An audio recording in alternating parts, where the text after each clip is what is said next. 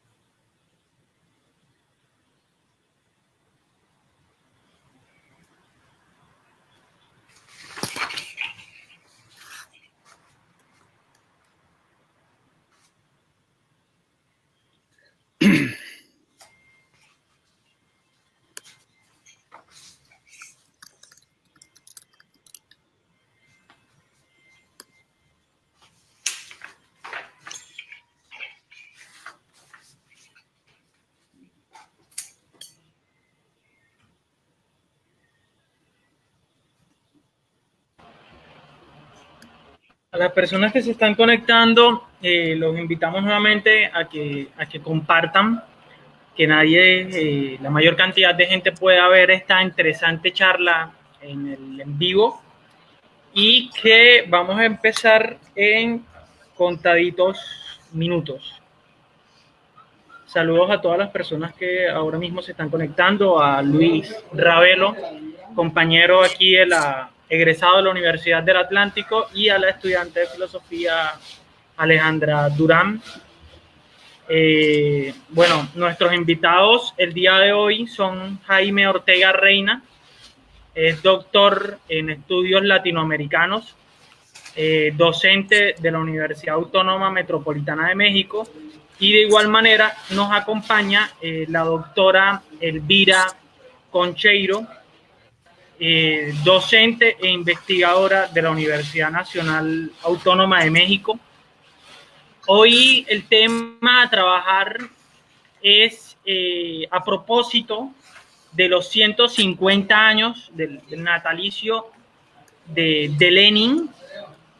El título de la charla es Otra vez Lenin, una lectura latinoamericana, teniendo en cuenta las características de nuestros autores y la relevancia, en este caso, de Vladimir Lenin, más allá de los 150 años de su natalicio. Trata hasta desde una perspectiva académica, intelectual, en su obra, siendo considerado incluso para muchos al nivel de Weber o de otros autores como uno reinventor de la ciencia política moderna en la actualidad, lo cual es muy necesario su lectura, y en este caso tenemos la posibilidad de tener una lectura o de un enfoque latinoamericano.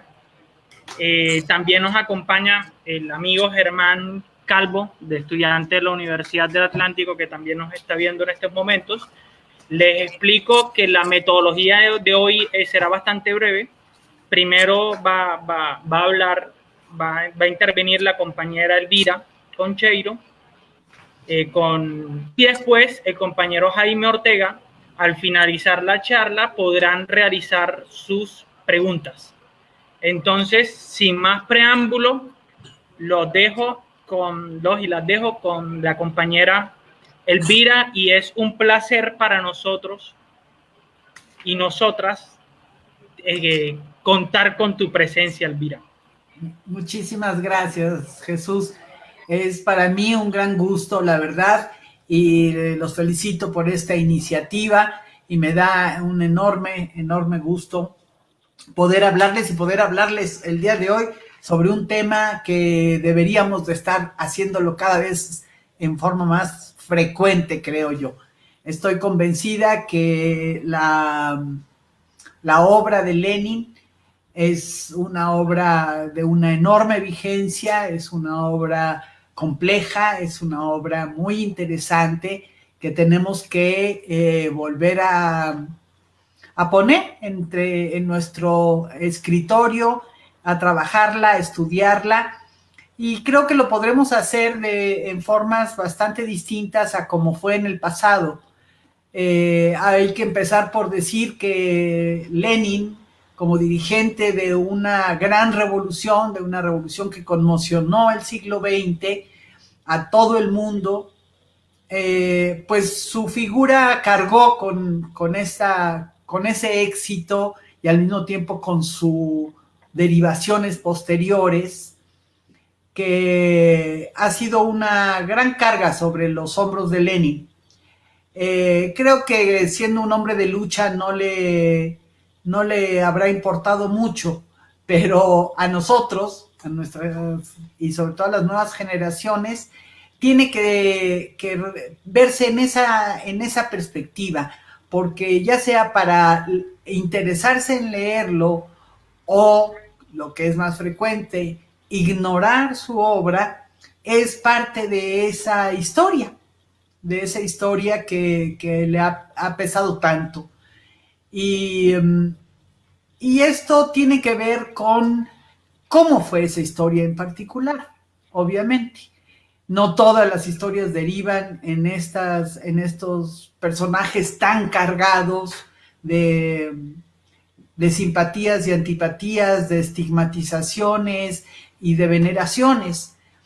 Creo que son algunos personajes de la historia que cargan con eso, y particularmente en la historia de la Revolución Rusa, porque por desgracia Lenin muere pronto, relativamente pronto, a los 8 años, no menos, a los 7 años del proceso revolucionario. Es decir, que para una revolución todavía no es nada, están apenas viendo cómo pueden construir lo nuevo, cuando él entra en un estado de enfermedad muy severa, que los 2 últimos años en realidad de su vida pues los pasa ya muy desconectado de la acción tan intensa que llevó desde 1917 al frente del Estado ruso, de la recién nacida Unión Soviética.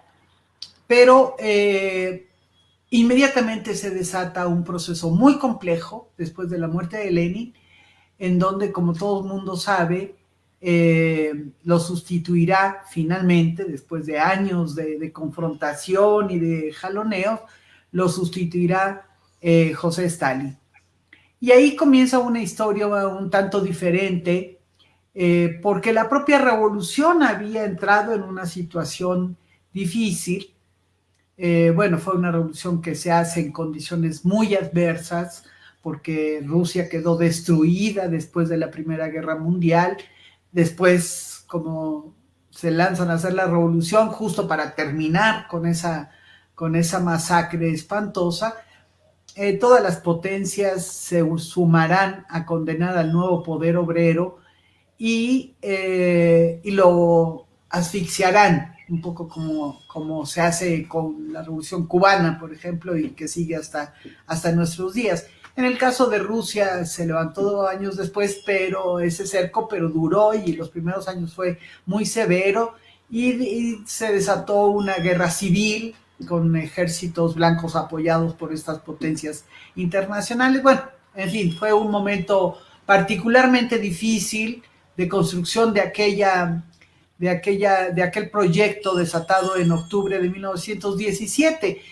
Y en ese momento ya Lenin es consciente de que los procesos se están haciendo mucho más complejos de lo que ellos podían suponer, y también que implicará una serie de limitaciones para encontrar el camino para poder avanzar y romper ese cerco, y también las propias dificultades de ese inmenso país que se está transformando muy profundamente.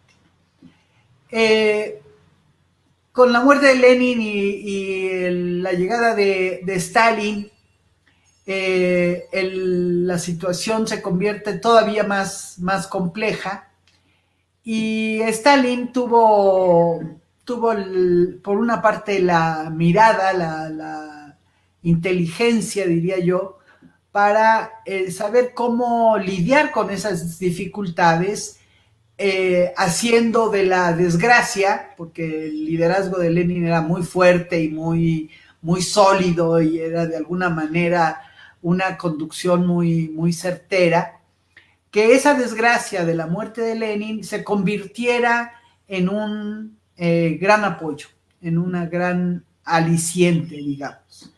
Por eso va a crear el mausoleo, por eso va a momificar a Lenin, que sigue en la Plaza Roja de Moscú, el cuerpo de Lenin momificado, y que fue toda una historia muy fuerte, que lo va convirtiendo en un símbolo de cohesión y al mismo tiempo de legitimación de los personajes en lucha de la dirección del proceso revolucionario de los bolcheviques.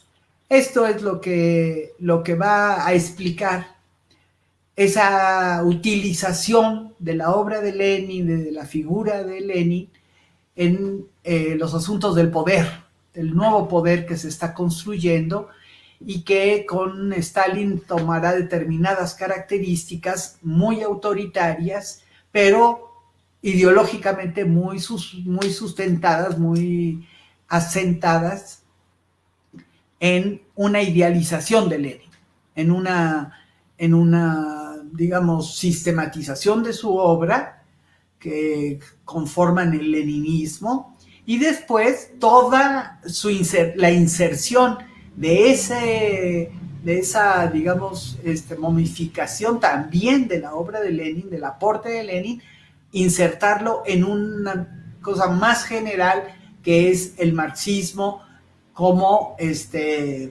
sustento del nuevo poder. Ahí estamos viendo el surgimiento de lo que durante todo el siglo XX se consideró, pues, casi un nombre de origen de esta corriente de pensamiento, que era el marxismo-leninismo, y que eso sustentaba sobre todo en las organizaciones comunistas, en los partidos comunistas, pero no solo los partidos comunistas, distintas tendencias del movimiento revolucionario del siglo XX adoptó el pensamiento de Lenin y adoptó esa visión del pensamiento de Lenin. Eso es lo que hay que insistir. El leninismo siempre y en todo lugar fue esta sistematización del pensamiento de Lenin elaborado por Stalin. No fue el único.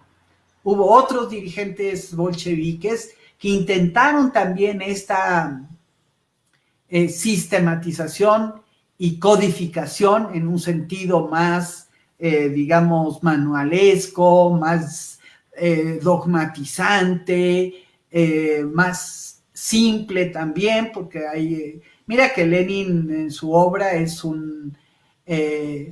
pues es bastante didáctico, bastante con un lenguaje que intenta siempre ser muy claro, muy preciso, porque es un dirigente político, pero bueno, tiene obras también teóricas más complejas, lo que sea, pero básicamente es siempre pensando en su actividad política, de forma que ese pensamiento rico, vinculado a a realidades muy concretas, muy puntuales, se va convirtiendo en un pensamiento universal, válido para todo tiempo y toda geografía. Este problema del leninismo, de convertirlo en una ideología sustentada por un Estado que está siendo sometido a ese cerco, en donde toda la izquierda del mundo está apoyando la revolución rusa, porque eso es lo que hay que decir. Stalin no llega a ser denostado y señalado como lo que finalmente ha pasado en la historia, como un dirigente muy autoritario y que cometió barbaridad y media y crímenes que no entran en ninguna lógica de este proyecto emancipador, ¿no? Y sin embargo, a nombre de la revolución se cometieron todo un conjunto de crímenes, empezando por aquellos que fueron sus compañeros más cercanos como competidores de ese liderazgo. Bueno, es larga la historia, no me voy a detener mucho, pero lo que primero que quería dejar claro, que me parece fundamental como manera de acercarnos a Lenin de nueva cuenta, es tener claro qué es la historia con la cual carga este personaje, incluso ya muerto, o principalmente cuando está muerto, es que carga con esa historia y eso dificulta mucho un acercamiento real a lo que es el aporte más importante de Lenin, que es esta idea del marxismo como herramienta de análisis de situaciones concretas porque implican la acción política transformadora, revolucionaria. Este es el meollo, el corazón de la obra de Lenin, que le da una enorme riqueza y una enorme actualidad, insisto, pero que se tiene que atravesar, se tiene que confrontar con una historia que iba en un sentido muy diferente, hasta diríamos contrario, que es el pensamiento que lo momificó en el leninismo. Lenin no es el leninismo, por eso hay que insistir.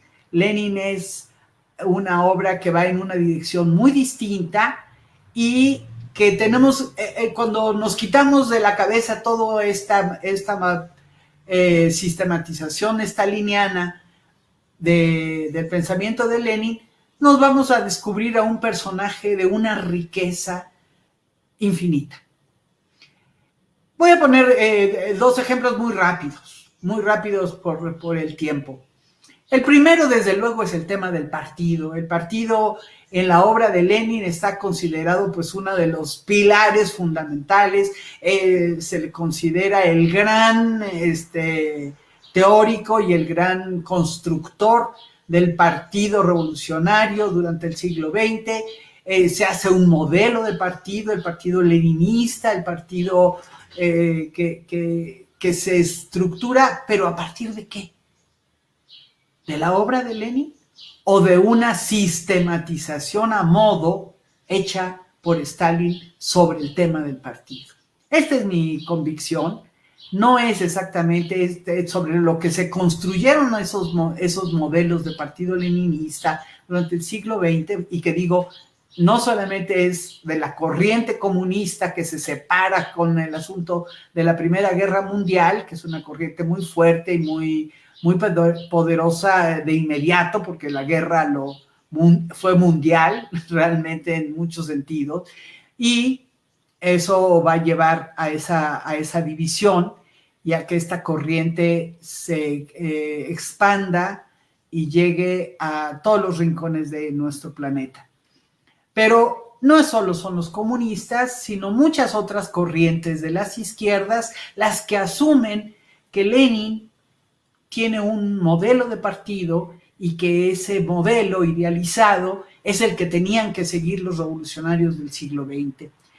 Es parte también de la idea de una estrategia, es decir, si lograron los bolcheviques ser triunfantes por primera vez en la historia de una revolución proletaria, de una revolución de obreros y campesinos, de los de abajo, de los sin ninguna condición de privilegio, fue gracias al partido. Esta es una idea fuerte, muy fuerte, porque en parte, las ideas fuertes nacen de tener ciertas verdades, porque si no, no funcionan.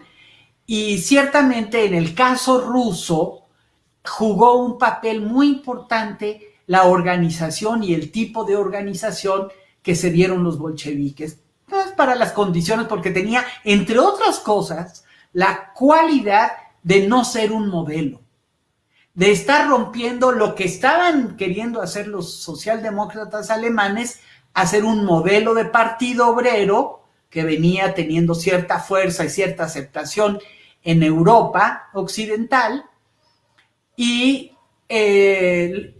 Lenin, encabezando a los bolcheviques, llega con la idea de que para Rusia se necesita otro tipo de organización, particular, diferente, y esto le da justamente esa connotación de una organización original, adaptada a las condiciones rusas, y que no se ponía ninguna camisa de fuerza.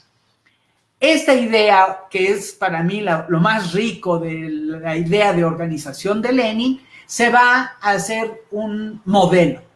Entonces, las condiciones eran de autocracia, de persecución, de mucha represión en Rusia. Entonces, bueno, había ciertas condiciones que tenían que hacerlo un partido pues más centralizado, o un partido más de cuadros, digamos, profesionalizados, en fin, para que tuviera eficacia la organización. Pero esto se convierte en un modelo, y entonces en donde no hay esas condiciones también hay que ser bolcheviques, y hay que ser semiclandestinos o clandestinos, hay que tener una organización centralizada, y el secretario general es la cabeza de toda esa estructura de organización. En fin, se va haciendo lo que conocemos como un modelo de partido leninista, que creo yo que atenta contra el espíritu de una obra que siempre es abierta, que siempre es adaptable, que es moldeable. Y porque efectivamente los momentos mismos de la vida de Lenin cambiaron las situaciones en Rusia, y entonces proponía cosas diferentes de partido Lenin, pero eso ya no se vio. Entonces el libro ¿Qué hacer?, que está escrito en 1902, en un momento muy particular, antes de las dos revoluciones que van a ocurrir en Rusia, ese se convierte en el manual de esta teoría del partido leninista.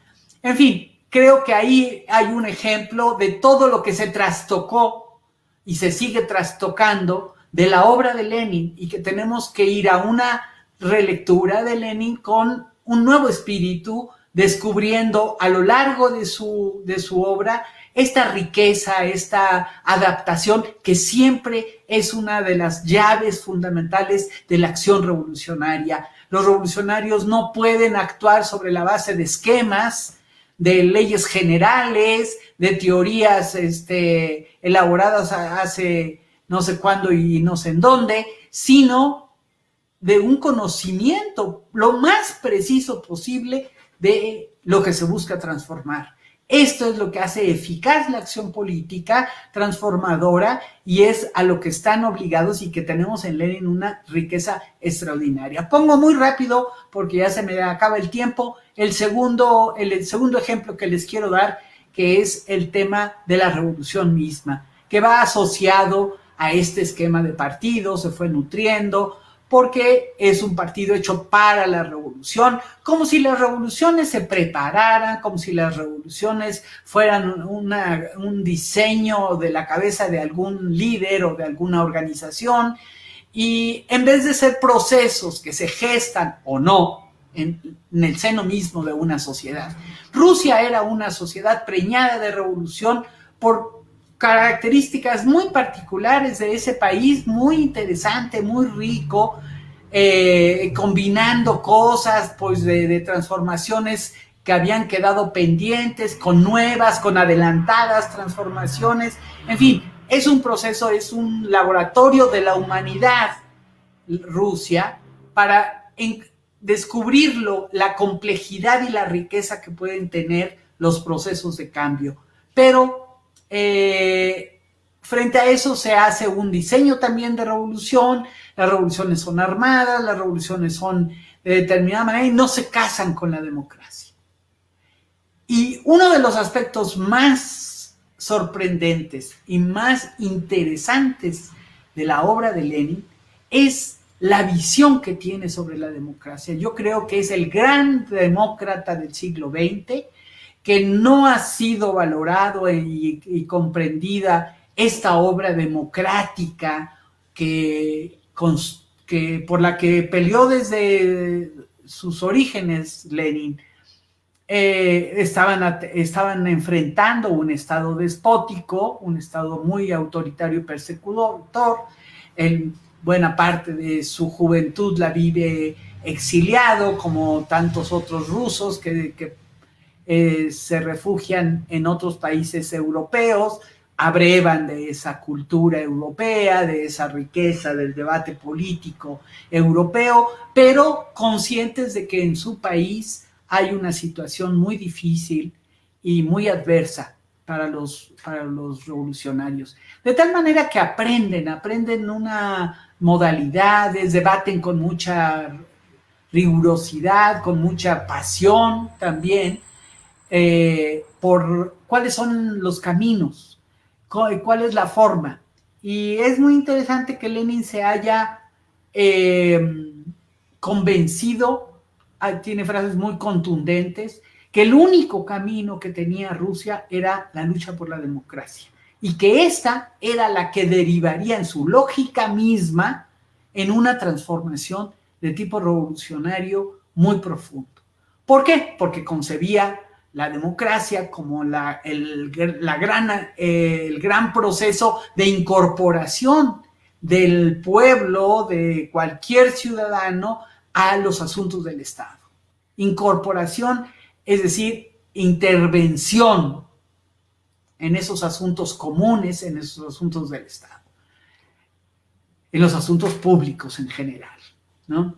Y concebir así la democracia como ese proceso por acrecentar esa participación, esa intervención, la democracia necesariamente, decía Lenin, lleva a una transformación de fondo, porque la revolución no es otra cosa que la autodeterminación, el gran acto de autodeterminación. Y sin democracia no puede haber autodeterminación. Sin la posibilidad, sin los derechos para que la gente y la sociedad en su conjunto pueda intervenir y participar, no hay autodeterminación posible. Y esta convicción tan grande de Lenin va a llevarlo a elaborar una estrategia política revolucionaria de una riqueza y de una complejidad que nos llama a estudiarlo, que nos llama sin esquemas a descubrir esas herramientas teóricas y políticas que deja la obra de Lenin. Aquí lo dejo. Muchas gracias.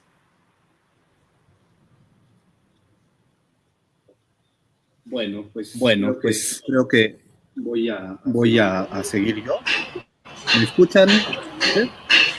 Sí, Jaime, te escucho. Jaime, creo que tienes algún aparatico cerca también viendo el live. Ya aquí, sí. Quítalo que cuando pasa eso se escucha doble. Sí. Listo. Bueno, Jaime, el público es tuyo. Gracias. Bueno, lo primero decir es un placer compartir con Elvira, para quienes nos escuchan. Elvira, además de una gran amiga, es una maestra, y tengo que recordar que en el año 2012, Elvira, nos embarcamos a leer en ese bello curso que titulamos Totalidad y Política, que tú encabezaste, donde leímos a Lenin con los amigos en un curso de posgrado, que era una verdadera rareza, ¿no? Sigo pensando que era una rareza y me da mucho orgullo que haberlo cursado contigo, porque yo recuerdo haber descubierto a un Lenin que evidentemente no conocía, ¿no? Entonces yo sí rememoro aquel curso. Ojalá te animes a dar otro pronto, ojalá el reencuentro con Lenin. Ya hiciste tu reencuentro con Marx, ahora nos toca nuestro reencuentro con Lenin.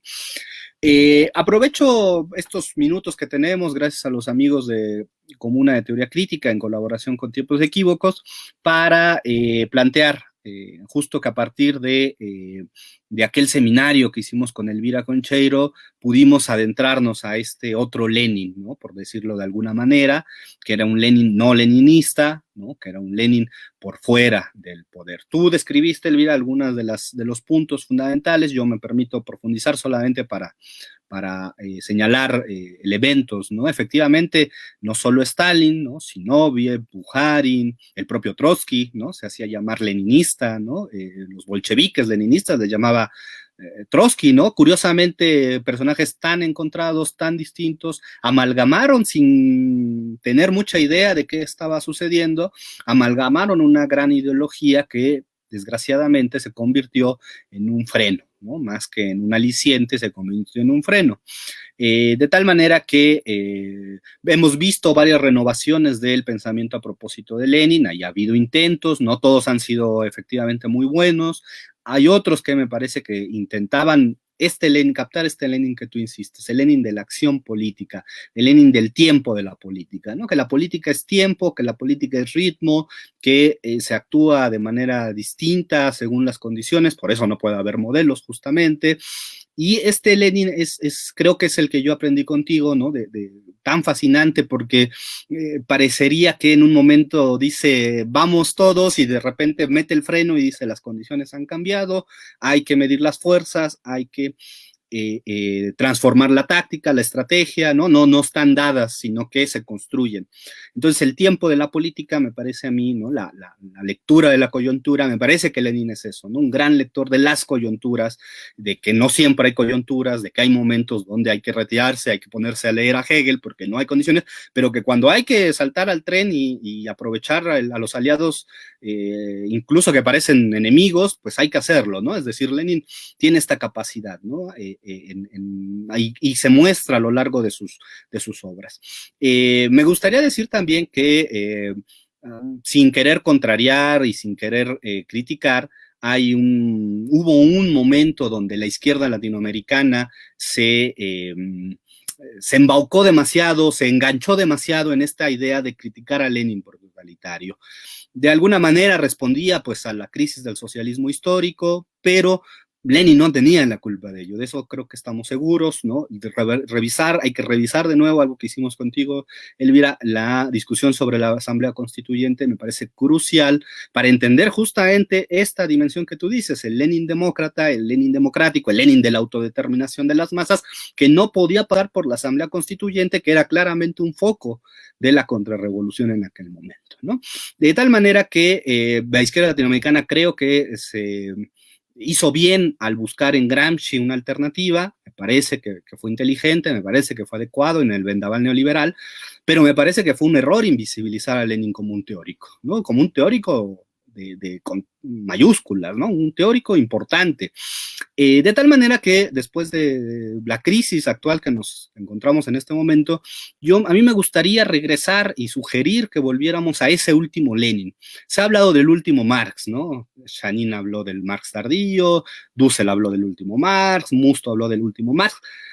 También tendríamos que, me gustaría a mí centrarme en el último Lenin, ¿no? El último Lenin muestra algunos de los problemas fundamentales que seguimos teniendo, que tienen que ver con esto que tú dices, la manera democrática de la construcción del poder en medio de un desastre económico, en medio de la escasez, en medio del asedio, de la industria destruida, y encontramos un Lenin muy interesante, ¿no? El Lenin, para decirlo en páginas, el Lenin de los tomos 34, 35 y 36 de las obras completas en Editorial Acal, Ediciones de Cultura Popular, la editorial del Partido Comunista Mexicano, encontramos un Lenin que está reflexionando sobre la economía mercantil, ¿no? El debate previo a la NEP es muy importante porque Lenin está viendo la necesidad del desarrollo de las fuerzas productivas de una manera no ilusoria, es decir, está anclado en la realidad y está diciendo hay necesidad de comerciar con los países, comerciar con los países capitalistas es para nosotros en este momento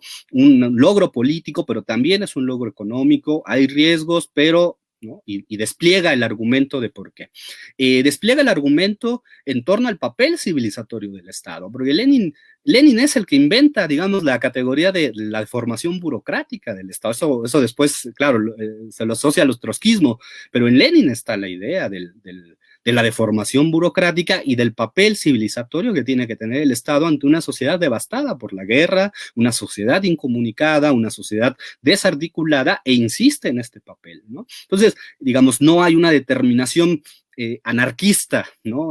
Como a veces se le lee a Lenin con el Estado y la Revolución, leído unilateralmente, pues aparecería como la disolución plena del Estado. Y el último Lenin apunta a pensar los problemas del Estado, apunta a pensar los problemas de la conducción política del Estado. Por eso digo que nuestro querido Gramsci, al cual no estoy contraponiendo a Lenin, pero nuestro querido Gramsci pues no estuvo en la conducción del Estado, no se enfrentó a ese dilema, y Lenin, ya enfermo, había sufrido el atentado por parte del anarquista, de una mujer anarquista, enfermo, se pone a reflexionar sobre la conducción del Estado, ¿no? De la creación, de la necesidad de las instituciones, de la manera en que estas instituciones tendrían que vincularse, como Lenin asume que es a partir del ingreso de los obreros y campesinos a la institucionalidad, como justamente se eliminan las deformaciones burocráticas, ¿no? Entonces, este tipo de reflexiones son las que están contenidos en estos últimos tomos de la trayectoria de Lenin, en sus obras, y que refieren a un debate que a mí me parece que sigue siendo muy importante y que tenemos que ir a la historia para recuperarlo, que es el debate sobre la relación del mercado en los procesos de transición al socialismo. Es decir, ya no digamos al socialismo, en el proceso de transición a lo que tengamos que transitar, ¿qué lugar tendrá la relación entre el Estado y el mercado? Y Lenin, en esa última, que es un debate famoso titulado más o menos por el maestro Adolfo Sánchez Vázquez, como debates en torno a la ley del valor, ¿no? Tiene sentido la ley del valor de Marx, tiene sentido la teorización de Marx en sociedades en transición. Lenin lo asume, Lenin, Bukharin, Probayensky, es una discusión de época que están discutiendo sobre el papel del mercado y el Estado, y de cómo el Estado, en el caso de Lenin, tiene que asegurarse la regulación de algunos resquicios del momento de los intercambios mercantiles, ¿no? E insiste la conducción política sobre la ley económica universal o aparentemente universal, ¿no? Por eso ese Lenin no es el Lenin filósofo de la historia, no es el Lenin de la necesidad histórica, es el Lenin de la acción, de la construcción incluso de cierta institucionalidad después de la revolución. Ese debate reapareció en Cuba, reapareció en China, porque es un debate muy importante. ¿Qué hacemos con el problema del mercado, de la distribución del trabajo, de la distribución de mercancías, del dinero? ¿Qué hacemos con ese tremendo problema? No basta expropiar, ¿no? Como en las consignas políticas, ¿no? Expropiar a los expropiadores está bien, pero el siguiente paso de la construcción política y teórica, creo que Lenin sí alcanza a visualizarlo bien. Hay otro tema que involucra el último periodo de la vida de Lenin, un poco antes del atentado, si no mal recuerdo, que es el que bien apuntas, Elvira, aparte del de la Asamblea Constituyente, que es el problema de los sindicatos, que ese es un gran debate y que muestra un Lenin mucho más democrático. Mucho más avanzado. El debate era muy claro. Trotsky apuntaba a la militarización de los sindicatos, es decir, a que los sindicatos dejaran de ser espacios de autonomía y autoorganización de los obreros, de los proletarios, y Lenin se permite ahí claramente un gesto democrático al insistir que no podían ser los sindicatos correas de transmisión del poder, ¿no? De tal manera que yo creo que este último Lenin, así lo nombro porque me recuerda mucho la idea del último Marx, este último de Lenin convoca y moviliza una serie de debates que tendríamos que volver una y otra vez, porque son los temas fundamentales, ya no solamente de la oposición o de las formas organizativas frente a la economía capitalista, sino sobre todo también convoca a pensar qué hacer después, al día siguiente de la revolución. Y creo que ese Lenin es maravilloso porque es un Lenin muy realista, es un Lenin anclado en los problemas, no está especulando, no está ideando, está anclado. Es muy divertido incluso a veces leer esta parte, porque Lenin dice, bueno, yo tengo muchos cuadros comunistas con mucha fe, pero necesitamos que sepan hacer las cosas, dice, ¿no? Necesitamos que se pongan a estudiar cómo organizar el trabajo, ¿no? Entonces, es un Lenin que me parece que ha sido excesivamente criticado por una cierta confianza en la tecnología que en ese momento expresa, la famosa consigna de soviets más electrificación igual a socialismo, pero que devela una situación de nuestras sociedades, que es una desventaja en el mercado mundial en términos del desarrollo de lo tecnológico, de las fuerzas productivas, es decir, es un Lenin muy realista, ¿no? Está de moda citar a Benjamin para golpear a Lenin, decir, miren el progreso, la ideología del progreso, pero Lenin está anclado en un país desarticulado, un país que no tiene electricidad, con unos inviernos durísimos, es decir, creo que nos da un baño de nuevo Lenin de decir, mira, este gran revolucionario también se enfrentó a la realidad, a una realidad muy concreta, muy específica, y se atrevió a pensarla, no evadió los problemas, ¿no? Sino que con mucha dificultad, y lo confiesa él, ¿no? Hay unos textos sobre el impuesto en especie, donde dice, bueno, pues tenemos que empezar a discutir el tema de los impuestos, porque si no, no vamos a poder desarrollar la industria, y sin industria, pues no, ¿de qué sirve haber hecho la revolución un poco, ¿no? Es decir, si no logramos satisfacer a los obreros y a los campesinos de los elementos necesarios para una vida digna, pues no tiene sentido, ¿no? Y lo dice Lenin, ¿no? Es decir, en estos 3 tomos, que son los últimos que he estado leyendo con mucho detenimiento, es un Lenin anclado en los problemas de frente, y creo que eso le hubiera venido muy bien a la izquierda latinoamericana, de los progresismos de las décadas anteriores, y que nos puede venir bien, no hay que ser catastrofistas, estamos en una crisis, pero tampoco hay que ser tan catastrofistas, nos puede ser útil ese Lenin, y con motivo de los 150 años hay que regresar a ubicarlo en el contexto, ubicarlo como un teórico que efectivamente más allá de los moldes, y sobre todo anclado en los problemas políticos, en la relación de fuerza, en la intervención, en la acción política, y creo que ese es digamos, el corpus, el marxismo que nos gusta, no el otro de la teleología, de la necesidad, ¿no? Y Lenin me parece el más anclado de todos a la realidad. No tiene muy buena fama Lenin, ¿no? Hay que decirlo. Lenin tiene mal cartel, ¿no? Lenin, de hecho, nunca pudo ser incorporado al mundo académico, como sí lo fueron otros, el propio Marx, de alguna manera, el Gramsci. Lenin no, Lenin me parece a mí infagocitable, no se lo puede tragar el pensamiento dominante, ¿no? Por eso nos imaginamos mucho esta conferencia y por eso cuando la pensamos con Jesús, porque justo nos devela un Lenin para nuestros tiempos, un Lenin democrático, un Lenin anclado en la coyuntura, un Lenin lector de la relación de fuerzas, ¿no? Justo lo que más nos hace falta como teoría marxista, ¿no? Digamos, para acompañar el gran conjunto de categorías para hacer crítica de la economía capitalista, crítica de la economía política, que ya están construidas, funcionan, hay que seguirlas afinando, pero nos falta, insisto, la dimensión de la intervención, ¿no? De la lectura de los tiempos, de la lectura de las fuerzas, del aprovechamiento de las contradicciones, ¿no? Es el famoso Lenin de el eslabón débil, ¿no? Es decir, romper las cadenas por los eslabones débiles implica saber cuál es el eslabón débil, ¿no? Es decir, es un ejercicio de interpretación y de lectura de la realidad y de intervención, porque hay que romper ese eslabón.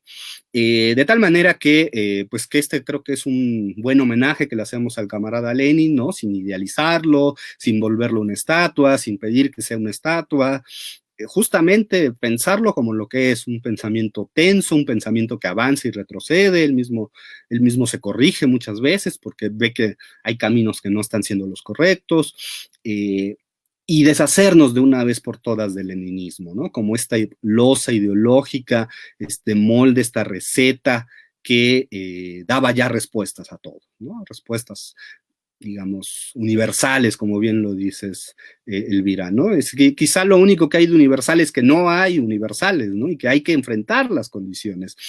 Y en verdad que a quienes nos escuchan, leer a Lenin, ¿no? Salir un poco del quehacer, salir un poco del Estado y la revolución, leer a Lenin nos va a devolver la frescura de un teórico de la acción política, ¿no? De un teórico, porque es un teórico, tiene pretensiones teóricas, efectivamente, no universales, pero sí de captar las enseñanzas de esos momentos, ¿no?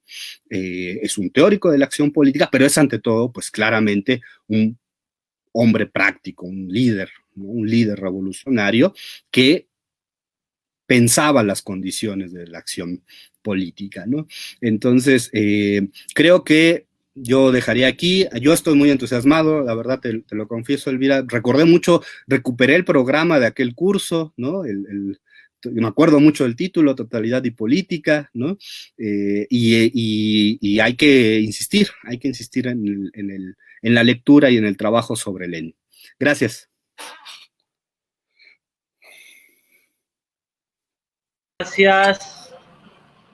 Gracias a ti, Jaime.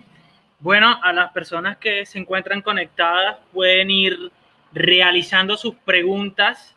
Está muy bueno lo que plantea Jaime con respecto al homenaje, y de hecho, cuando estábamos hablando de esta actividad, de esta conferencia, hablamos de retomar o de tomar un Lenin, no desde una perspectiva, digamos, decir academicista, sino de pronto un Lenin en su contexto y lo que podríamos tomar de su legado. Bueno, con base en lo que tú decías, aprovecharé antes que la gente haga sus preguntas, haré una pequeña pregunta, no una pequeña pregunta, una idea, y quiero saber más o menos su opinión, su lectura. Y es que, bueno, Jaime, tú estabas planteando, y a propósito de eso que estabas planteando del viejo Lenin y del nuevo Lenin, hace unos días yo estaba, y yo creo que tú también, en un seminario de la Sociedad de Estudios Gramscianos de España. Y a propósito de Gramsci, bueno, yo sabía que estabas ahí, ellos estaban planteando Gramsci retoma, o Gramsci toma a ese viejo Lenin, que Gramsci hace sus análisis y sus lecturas bajo ese Lenin viejo, que Gramsci no dice un poco de pronto de Lenin a finales del 19 o principios del 20.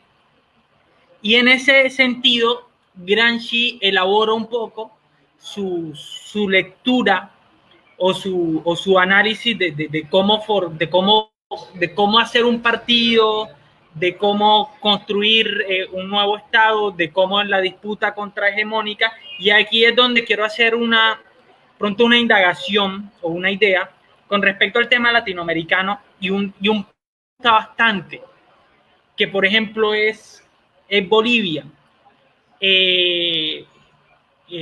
con respecto a cómo estaban estructurando su modelo de Estado. Yo tengo una duda o una hipótesis. Hace unas semanas estaba debatiendo con unos compañeros y ellos estaban planteando el tema de que Bolivia no podía ser catalogado un Estado socialista. Yo indago, yo para esa indagación tomo un poco a Gramsci y algo lo que estaba planteando Elvira del leninismo, y es cómo se construyen los estados socialistas, no de ese leninismo retrogrado que el Estado se construye de arriba hacia abajo, sino todo lo contrario. Y ahí sí tomo un poco de Gramsci cuando digo que los estados se construyen desde un punto de vista subalterno, desde las culturas, empoderando a la sociedad a tomarse ese estado de la vía contraria, abajo hacia arriba, como plantea un poco Gramsci, incluso como planteaba Gramsci sobre Lenin, y en parte fue la famosa carta del 26 que le manda Gramsci al Comité Central del Partido Comunista Soviético, sobre lo que él creía o lo que la hipótesis de él de lo que estaba fallando en la construcción de ese partido comunista y Estado socialista en la URSS. Entonces, bueno, no sé si me hice entender, la pregunta es para ambos, ya que están haciendo unas preguntas. Entonces, no sé si empezamos con esa idea o esa de sobre Bolivia y el tema latinoamericano. Es muy bueno lo que plantean, que hemos tomado el leninismo y sería bueno saber, indagarnos si hemos tomado al Lenin como tal. Entonces, bueno, no hablo más, que esto es de ustedes.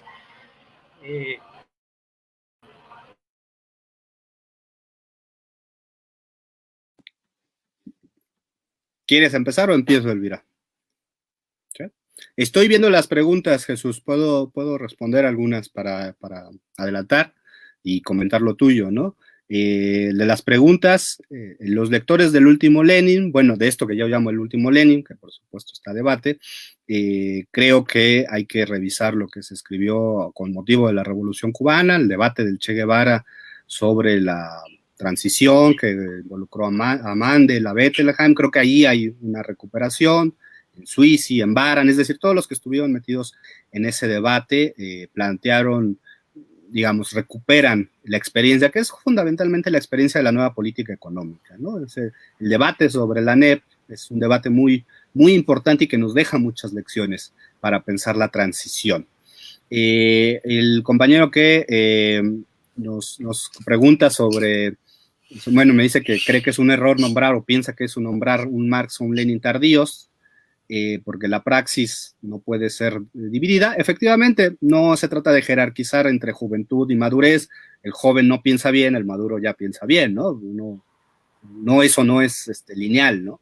Pero más que pensarlo como el desarrollo de un individuo, hay que pensar los problemas teóricos, ¿no? No es, cuando digo el último Lenin, no me refiero a que Lenin ya era más avanzado, sino que es el Lenin que piensa unos determinados problemas que no pudo haber pensado antes, pues porque no estaba en la construcción del Estado, que a eso me refiero con el último Lenin, el que piensa la transición al socialismo, ¿no? La transición, los debates. Y con respecto a lo que tú preguntas, camarada Jesús, creo que en Bolivia se dio un poco, y varias veces yo lo platiqué con Elvira, cuando García Linera venía a México, iba a México, de esta segmentación entre Lenin y Gramsci, ¿no? El que inventa la guerra de posiciones no es Gramsci, está en los últimos tomos de Lenin, está dicho con esas palabras, además, es decir, pasemos de la guerra de trincheras a la guerra de posiciones, ¿no?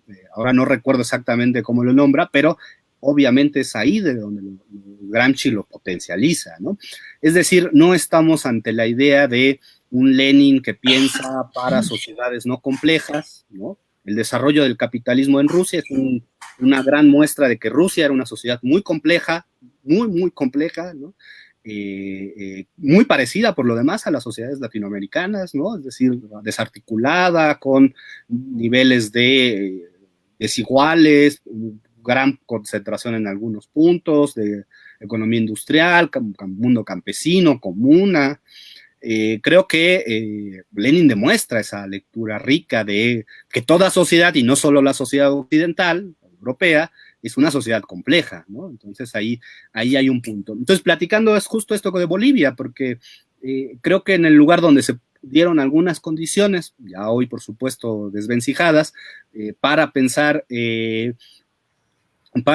la transición, un modelo de transición, pues fue Bolivia, ¿no? Es decir, modelo plurinacional, ¿no? Intentos de economía, pero evidentemente pues no era una revolución, estamos en otras condiciones y hay que pensar esas nuevas condiciones.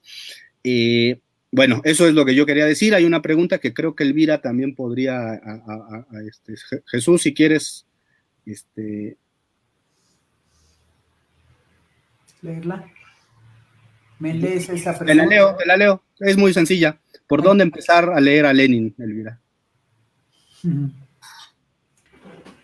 Es buena pregunta porque no sé.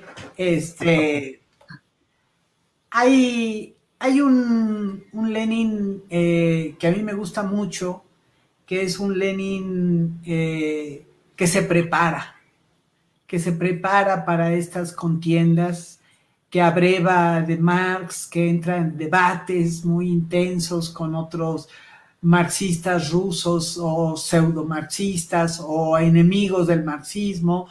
Aquí hay de todo, porque hay un debate muy intenso en Rusia a principios del siglo, finales del siglo XIX y los primeritos años del XX, y es como un proceso, un momento de preparación que le da una formación muy sólida a Lenin. Eso es lo que es muy interesante, porque esta visión de separar la acción política, la práctica política de la teoría, pues es parte de estos esquemas de un marxismo dogmático, de un marxismo que simplifica los procesos.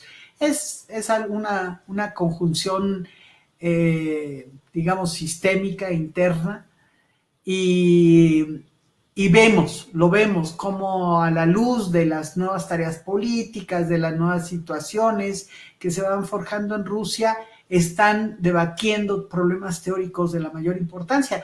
Y esto lo menciono porque tiene de nuevo presencia ese debate primero en las últimas obras. Hay que decir que no es Lenin viejo, murió relativamente joven, 53 años, no podemos decir que es un viejito, ¿no? Muere por una enfermedad y el atentado y todo esto, pero tenía condiciones para edad para haber dejado mucho más obra. Pero ese último Lenin, digamos, que es correcto decir último, porque sí es el momento de la construcción. Como decía Marx, hay en los procesos sociales momentos de destrucción, es decir, en los procesos de cambio se tiene que empezar por destruir lo existente, pero en la forma en que lo destruyes, dice Marx, en la forma en que abordas qué vas a dejar y qué no de la sociedad anterior, está la construcción. Ya están los elementos de la construcción, que hacia dónde te diriges. Por eso también Marx es un demócrata, porque dice hay que buscar las herramientas de una democracia no institucional, no en el sentido estrecho en el que la democracia se entiende ahora, sino la democracia en este gran sentido de autodeterminación de los ciudadanos, de la sociedad, para resolver sus asuntos, para abordar lo que es el común. Esa idea de la democracia es de Marx, y Marx la tiene porque sabe que es la manera en que se puede destruir el viejo régimen, el viejo mundo, para que lo que se está construyendo tenga ese fundamento. Y Lenin eso es lo que recupera. Lo va a discutir en 1896, 97, con los marxistas legales, este fundamento de la democracia como herramienta de la transformación social. Y lo va a recuperar de una manera muy cabal y mucho más profunda, porque ya está, como dice Jaime, pues en la construcción, en la responsabilidad de construir un nuevo Estado. Se ha hecho pedazos el otro, que por lo demás no fueron ellos, fue la revolución. Y la guerra, desde luego, que había dejado, pero queda una sociedad formada y forjada por siglos de autoritarismo, siglos de servidumbre, siglos de represión, de cerrazón, y ahí es donde vuelve a ser una gran arma de la transformación profunda, la democracia. Y esto, ¿a qué lleva? A un Lenin que se está revisando todo el tiempo, que está revisando el proceso todo el tiempo. Es el gran autocrítico del grupo bolchevique, es el que los trae locos porque discute todo lo que están haciendo, lo que no están pudiendo hacer, etcétera, y sobre todo está siendo crítico como parte de esa sociedad subalterna, es decir, de esa clase trabajadora del campo y la ciudad que tiene un conjunto de atavismos y de formas de actuar que impiden la transformación. Aquí es muy interesante porque es esa dialéctica entre sociedad y Estado y cómo hay en un cierto momento que el Estado es el motor de la transformación de la sociedad. Esto en relación con lo que hemos vivido en América Latina en los últimos años y que ahora estamos viviendo en México con la transformación que se está operando, creo que es de una gran riqueza, que nos enseña de nueva cuenta esta política en un nuevo sentido, en un sentido no institucional y no... en los últimos años la política se ha deteriorado muchísimo porque se quedó en manos de segmentos elitistas pequeños y muy corruptos. Todas las esferas de la política en todo el mundo se corrompieron. Hay que rescatar como herramienta de la transformación la política, y eso es lo que los procesos latinoamericanos nos enseñaron estos años, y es lo que está ocurriendo y discutiéndose en estos días en México, si el presidente debe o no ir a Estados Unidos, etcétera. Es la política en un nuevo sentido, en esta incidencia en los acontecimientos, esta política que tiene valores éticos en los que se fundamenta y que son esenciales para hacerla una otra cuestión, ¿no? Pero sobre todo porque es una actividad del común, es decir, de la sociedad de abajo que requiere estos cambios. Creo que Lenin vuelve a ser de una riqueza y de una gran utilidad para entender procesos efectivamente que se han iniciado en América Latina, como es el caso de Bolivia y otros países, y que bueno, han dado, ¿no? Han sido de una naturaleza, han tenido este tropiezo de estos años, parece que hay, ¿no?, una recuperación en otro sentido. O sea, nada está escrito. Estas ideas de los ciclos lineales que se hacen, que se cierran, que ya terminó, eso es falso, eso no es la realidad, no es la vida, que es mucho más contradictoria, mucho más un proceso que vuelve sobre sus pasos para encontrar otro camino. Esta riqueza es la que tiene la obra de Lenin y que nos sirve muchísimo, por eso, para analizar, como dice Jaime, procesos que estamos viviendo y preguntas que nos estamos haciendo. La gran cuestión de nuestro tiempo, desde hace ya algunas décadas, es repensar y reelaborar los caminos del cambio social, los caminos para construir una sociedad postcapitalista. Llamémosle socialismo, llamémosle comunismo, llamémoslo como queramos, es cómo lo vamos a lograr. La gran experiencia del siglo XX tiene que ser eso, una fuente de conocimiento, una fuente de reflexión, una fuente de inventiva, porque tenemos que volverlo a inventar todo cuando hay esos descalabros. Y ahora América Latina está dando por un cierto camino, y se tendrá que regresar y tendrá que afinar y tendremos procesos que adelantan en un sentido y que a lo mejor no recuperaron adecuadamente otros. En fin, que América Latina es un mosaico de situaciones diversas, de culturas diversas, y en ese sentido son múltiples las experiencias. Pero estamos en un camino que se abrió en América Latina contra el neoliberalismo y que nos abre la posibilidad de hacernos muchas preguntas y sobre todo decir, bueno, estas preguntas no pueden ser respondidas pragmáticamente. Tienen que ser respondidas con todo el bagaje y la riqueza que da la teoría cuando es historia.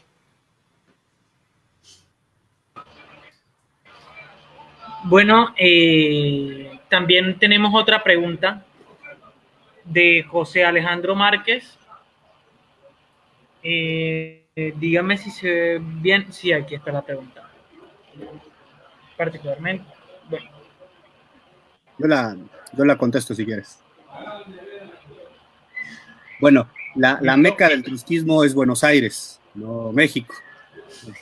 Hace tiempo el lugar donde el trotskismo ha crecido más, sin duda, es Argentina, ¿no? Pero para hablar ya en serio, el Trotsky tiene unas serias diferencias con Lenin en 1902-3, justamente, cuando escribe el libro Nuestras tareas políticas, ¿no? Es una dura crítica a Lenin, ¿no? Que Trotsky mismo, con el paso del tiempo, irá corrigiendo, ¿no?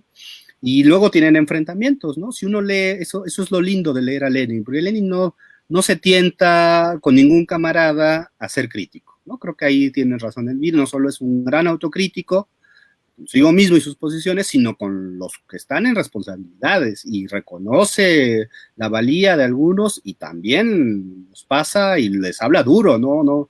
Los memorándums, las cartas que están en las obras completas son duros, no deja, no tiene, está hablando de política, no de amistad, pues, ¿no? Trotsky, creo que Elvira coincidirá conmigo, inventa en gran medida la noción de leninismo, aunque critica a Stalin en un texto del 28, pero él parte de esa, él contribuye a esa, en parte diciendo, bueno, yo me equivoqué y toda la posición política tiene que ver si Lenin la aprobaba o no la aprobaba. Para Trotsky también es un mecanismo de legitimación Lenin, ¿no? Siempre operó así, por eso en el último tiempo se puso a escribir tanto sobre los recuerdos de Lenin, ¿no? Para legitimar su propia posición. Y creo que al final lo que decía la pregunta, pues es que el problema es que el leninismo es una categoría pues osificada a partir de esta disputa por el poder en la URSS, que la definición de Stalin era muy clara, ¿no? El leninismo es el marxismo en la época del imperialismo y la revolución proletaria, ¿no? Es decir, achicaba a Lenin, lo dejaba como una frase y no permitía pensarlo más dialécticamente, más dinámicamente, ¿no? Entonces, bueno, pues creo que con eso.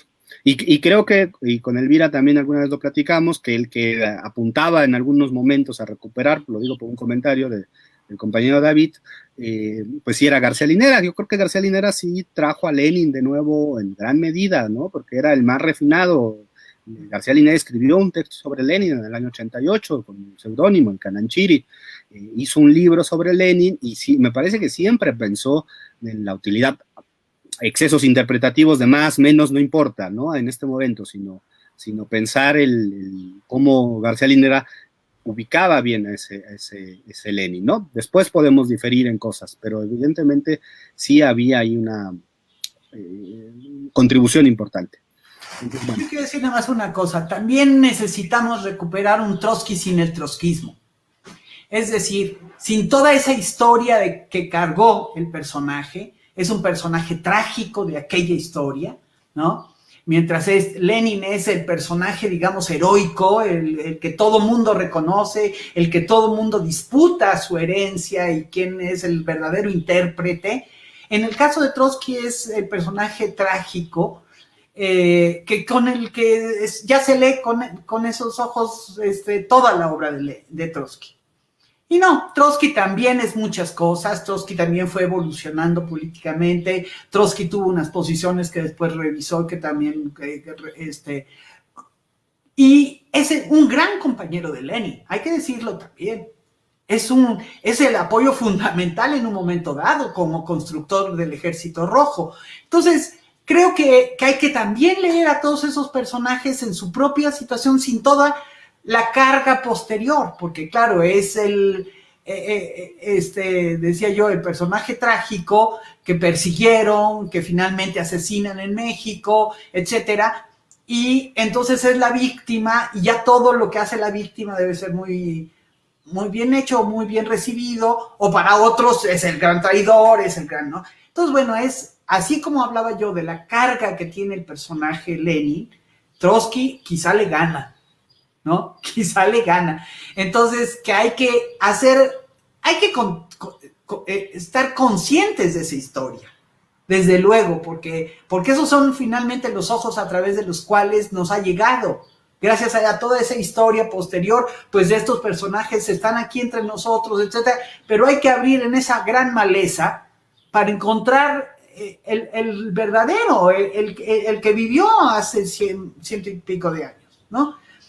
Es eso es lo que cuesta trabajo, sobre todo cuando se convierten en pilares de posiciones políticas que siguen actuando. Entonces, hablamos con simpatía o con antipatía del personaje en función de que mis cuates son trotskistas o mis cuates son antitrotskistas. En fin, ¿no? O unos se dicen leninistas y los otros stalinistas. No sé, eso fue terrible. A mí, mi generación le tocó mucho más que a las generaciones actuales. En el siglo pasado eso era contundente argumento para ver quién era el verdadero marxista y el verdadero revolucionario y el verdadero tal y cual. Entonces, bueno, las generaciones actuales tienen la posibilidad de superar estos atavismos, estas formas que adoptó la política en el siglo XX. Todo aquello se cayó, fue derrotado el conjunto de posiciones de las izquierdas y nos quedamos con las mismas grandes preguntas, trotskistas, estalinistas, leninistas y los que no somos ninguna de esas cosas. ¿No? Todos nos hemos quedado con las mismas preguntas. ¿Cómo se puede hacer la transformación? ¿Qué sigue después de estas décadas de neoliberalismo, etcétera? Y ahí tenemos muchas posibilidades de recuperar, porque yo digo, volviendo a Trotsky, el Trotsky estratega de defensa de la revolución es sensacional. Es el que relata ciertas cosas más cotidianas de la revolución misma. Ese es Trotsky y es fantástico. Es fantástico. O sea, ahí hay un Trotsky que el trotskismo no nos debe impedir a los que no son trotskistas recuperar y hacernos propios de él. No desconociendo todo lo que fue, porque también es todo esto otro. Trotsky propició el trotskismo. Creo que a Lenin no le dio tiempo, pero de propiciar, quién sabe si lo hubiera hecho, porque esas cosas era bastante alérgico a esas, pero Trotsky sí, porque fue su defensa. Necesitaba para defenderse en el exilio, en la persecución, etcétera, tener seguidores, tener allegados, tener gente de mucha confianza, etcétera. Entonces sí es promotor de una corriente propia, en fin. Además ya se habían gestado la visión. Es muy rico. Agregando, no estoy más que agregando cosas a lo que dijo Jaime, pero que me parece de mucha importancia para tratar a estos personajes en esa gran riqueza que dan. Y Trotsky es parte de la historia de Lenin. ¿Cómo hacemos? Bueno, Elvira, ya de pronto para ir terminando por cuestiones de tiempo, bueno, aquí tenemos una pregunta que es de Luisa Fernanda, la voy a poner en pantalla. Es sobre las posturas que tenía Lenin frente a los anarquistas, los conflictos con estos, los consensos, alianzas en su obra. Entonces, no sé cuál, si le quieren contestar ambos. Contesto rápidamente algunas cosas. Es también una historia muy rica y muy compleja, la del anarquismo ruso, que abreva de corrientes que fueron terroristas, digamos, en el sentido que ellos mismos se decían, como que organizaban atentados, que organizaban una visión de que el cambio social que podía producirse en Rusia podía desatarse a partir de atentados personales, en concreto, pues son los que intentan en varios momentos el asesinato del zar, en fin. Y los marxistas se diferenciaron de estas posiciones en la idea de una construcción que venía pues de toda la experiencia del propio Marx, de construir organizaciones políticas más abiertas, más de la gente y menos el pequeño grupo que desata el cambio social, ¿no? No confiaron nunca en esa idea. Y esto los diferenció. Los marxistas ya contaban con una historia, eso es más largo de contar, pero es una historia que viene de Marx y Bakunin mismo, cómo se pelean, en qué términos queda una relación que siempre quiso construirse y no se logró. Y por momentos, sí se logró, pero momentos breves, digamos. Y una cosa similar le va a pasar a Rusia, en Rusia. Hay estos intentos, tanto de los anarquistas como de los marxistas, de sumar sus esfuerzos, de respetarse políticamente, en fin, y no lo logran muy bien, más bien. Y por eso va a llegar en el último momento, pues a una confrontación muy fuerte cuando toman el poder, que son anarquistas, una anarquista la que comete un atentado contra fallido, pero que sí lo dejó afectado en su salud, contra Lenin. Pero quiero contar que a nivel internacional, cuando la Revolución Rusa, los anarquistas de todo el mundo aplaudieron la revolución y se entusiasmaron mucho. A la construcción de la Tercera Internacional asisten los anarquistas europeos, asisten los anarquistas de muchas partes del mundo, incluidos los mexicanos, por cierto, que eran un anarquismo muy peculiar el mexicano, pero que van y abogan por los anarquistas rusos, para que no los tenían presos, en fin, después del atentado, y abogan porque el poder bolchevique no sea severo con ellos, que entienda que eran diferencias políticas, en fin, hay una historia rica, también no es negro-blanco, ¿no? Después se van a separar de la Tercera Internacional, obviamente, bastante pronto, por cierto, pero en un primer momento son una fuerza importante que ayuda a construir esa Tercera Internacional. Y bueno, ahí lo dejo. Hay muchas historias que contar alrededor, pero...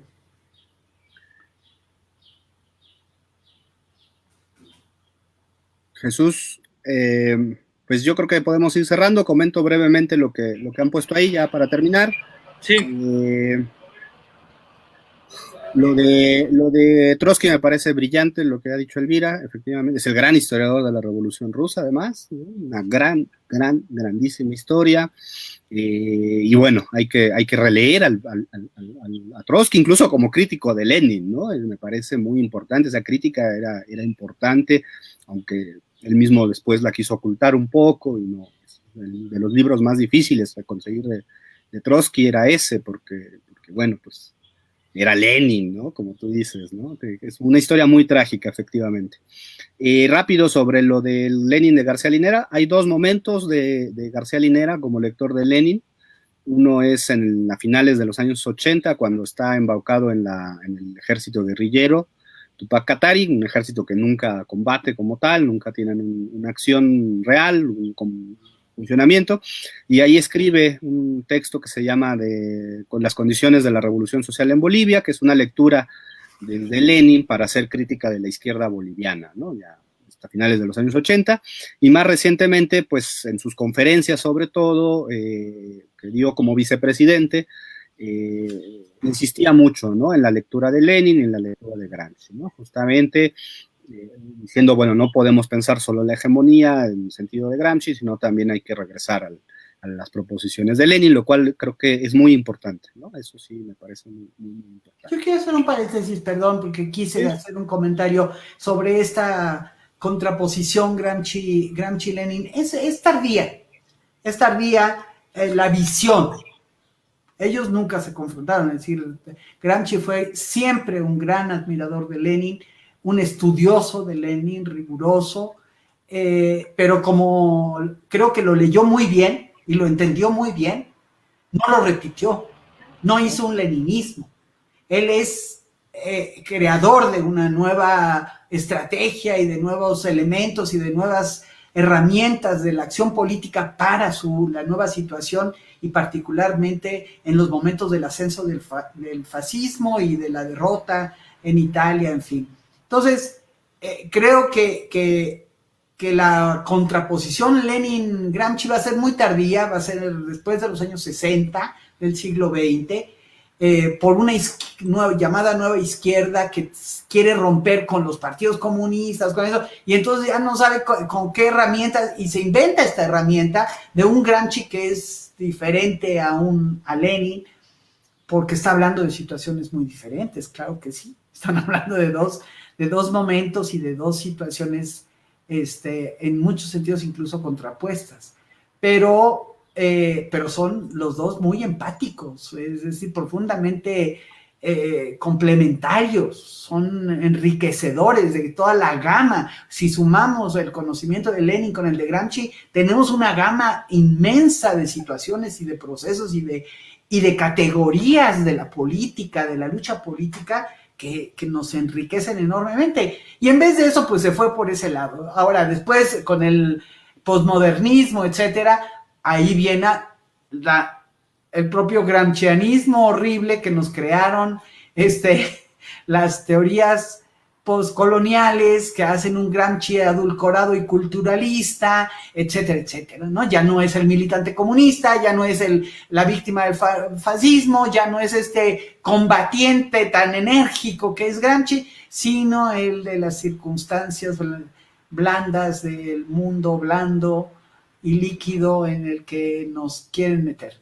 Pero siento que hay que también reivindicar esta lectura militante y combativa de Gramsci, como gran estudioso, gran conocedor de la obra de Lenin. Y que todavía no había las obras completas, pero sí de muchas cosas de Lenin que se allegó todo el tiempo, se allegó de lo más que pudo de la obra de Lenin. Muy bien, pues creo que fue una gran charla. Muchas gracias, siempre compartir con nosotros es estimulante. Es una riqueza contigo, Jaime, igual. Y fue un placer para mí compartir este espacio con ambos. Jesús, mucho gusto. Y muchas gracias por recibir nuestra invitación. Bueno, para las personas que están conectadas o que apenas se están conectando, la transmisión queda grabada en el chat y los invitamos para el próximo martes. Ya acabamos de cuadrar la ponencia, sería la conferencia, es con Marcelo Strasser-Brown sobre el marxismo en el oriental, un poco de la obra de Depich. Eso, marxismo orientalismo, la obra de Depich Chakrabarty.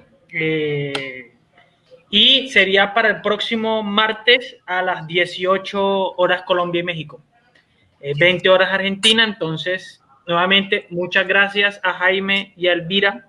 Muchas gracias. Que estén muy bien. Un gusto compartir. Igualmente, nos vemos. También muchas gracias a todo el público.